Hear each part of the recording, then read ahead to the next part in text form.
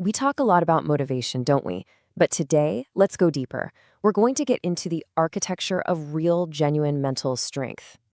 When we think about strength, our minds usually go to the physical, lifting weights, running a mile.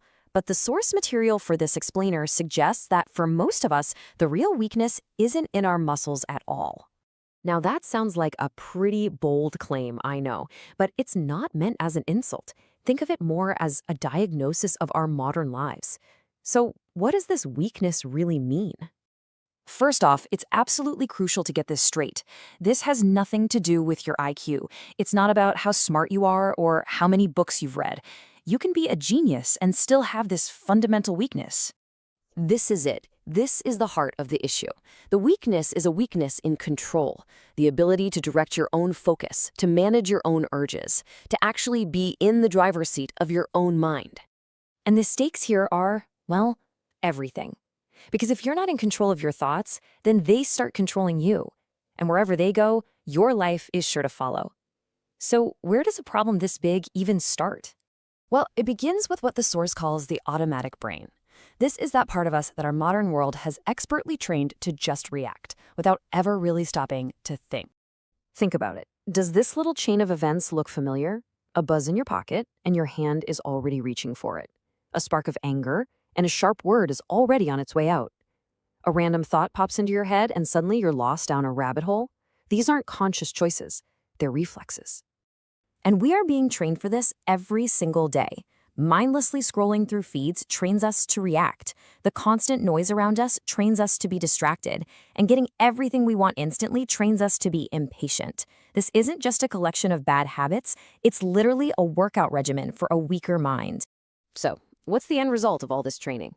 Our brain forgets one of its most important skills, the ability to pause. That tiny little gap between a trigger and a reaction to it, it just disappears. And that space, that's where control lives. Without it, we're just running on autopilot.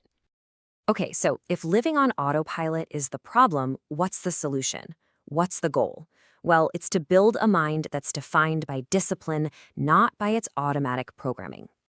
You can really see the two paths here. The automatic brain, it reacts in a split second, it craves distraction, it follows every single impulse. But the disciplined brain, it responds with intention, it can stay present, and it has the strength to ignore the impulses that don't serve its goals.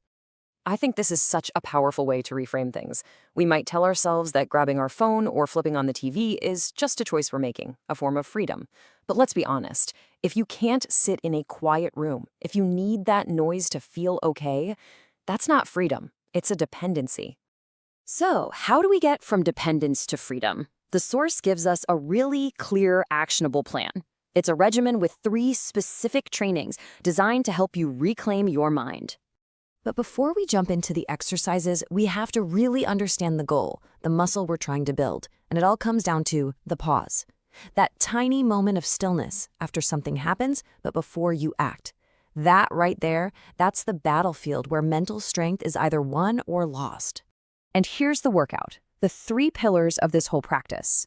Number 1 is silence, to train your attention. Number 2 is delay, to train that all-important pause. And number 3 is observation, to train detachment from your own thoughts. Let's break each one down. The first training is so simple and so hard. Just sit. No phone, no music, no podcasts, no scrolling, nothing. And yeah, it's probably going to feel super uncomfortable at first. Your brain is going to scream for something to do. But here's the secret. That discomfort isn't a sign you're failing. That's the feeling of your attention muscle getting a real workout, maybe for the first time in years. Okay, the second training is about taking the skill out into the real world. You get a frustrating email. Before you start typing a fiery response, pause. Someone says something that pushes your buttons. Before you snap back, pause.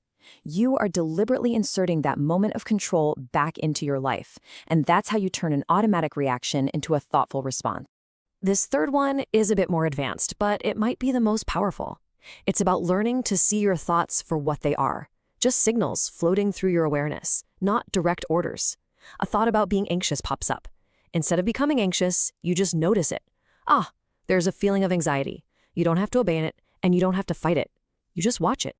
And this is why that practice is such a game changer. The second you can step back and observe a thought, you create separation. You prove to yourself that you are not the thought. You're the one who is aware of the thought. And in that little bit of space, that's where you find all your power.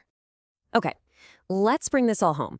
This whole process, it's not about finding some quick hit of motivation that fades in a day.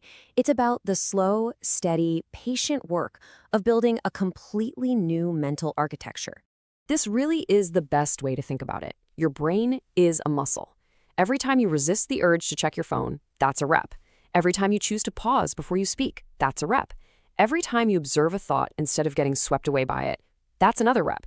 You are literally sculpting your own mind with every choice you make. And this is the ultimate payoff. See, motivation is a feeling. It's flaky. It comes and it goes. But when you build the actual skill of directing your own mind, you don't need to wait until you feel like it. You have something much more reliable. You have discipline. Unlike that fleeting feeling of motivation, the strength you build through discipline is durable. It becomes a part of you.